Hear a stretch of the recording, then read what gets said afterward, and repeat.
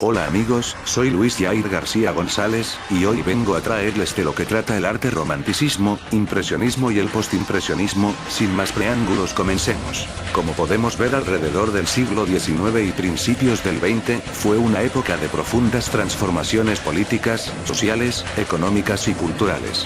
En Inglaterra a mediados del siglo XVIII, la revolución industrial, que modificó no solo la economía, sino también la demografía, las relaciones sociales y los hábitos y costumbres de toda una sociedad. En otras palabras, fue un enorme cambio para toda aquella sociedad. El arte romanticismo.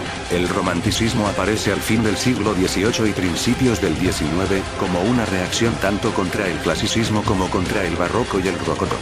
En efecto, se trata de un arte del tercer estado, no de la iglesia, ni de la nobleza. Técnicamente, se aparta de las reglas, busca el movimiento y da al color un valor casi simbólico. Este arte, surge del Medio Oriente de las tierras arábigas, extendiéndose por Egipto, Arabia, Jerusalén, toda Persia, Túnez hasta Zaragoza, expandiéndose así a toda Europa y más tarde al Nuevo Mundo. Este arte surgió de la siguiente forma, en principio en la literatura en movimiento que se bautizará con el nombre de romanticismo. Se fija la atención no ya en la cultura helenística, sino en el período de civilización románico-cristiana de la Edad Media europea.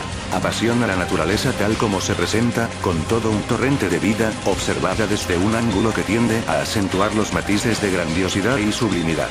A las pasiones intensas, la infelicidad, la fealdad, la muerte, etc., se le extraen. El romanticismo se manifiesta ilustrando las ideas expresadas a través de la Revolución Francesa, libertad y nacionalismo, valor del individuo, y consecuente exaltación del yo. Por lo mismo reacciona también contra la industrialización y promueve la naturaleza, en paisajes y animales y la búsqueda de lo divino.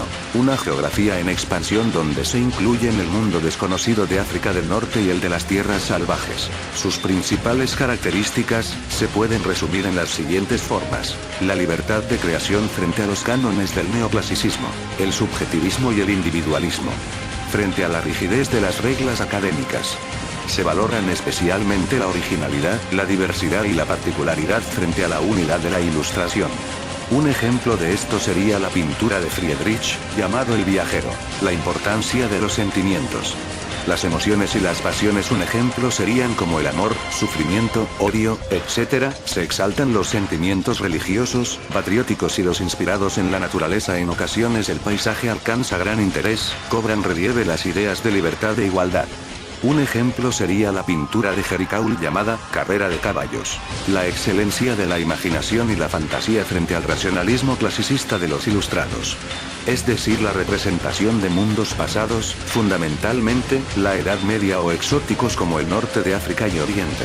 Un ejemplo de esto serían la pintura de Delacroix llamada La calle de Meknès y Ciudad medieval de nuestro amigo Friedrich. Principales obras del romanticismo.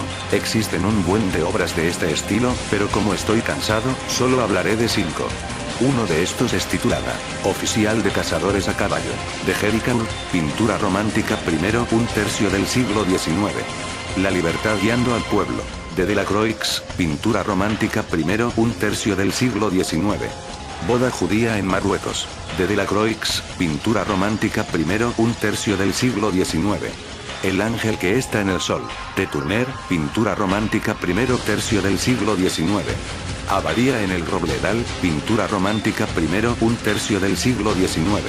De Friedrich, Hilandera dormida, autor desconocido, pintura realista segundo, un tercio del siglo XIX.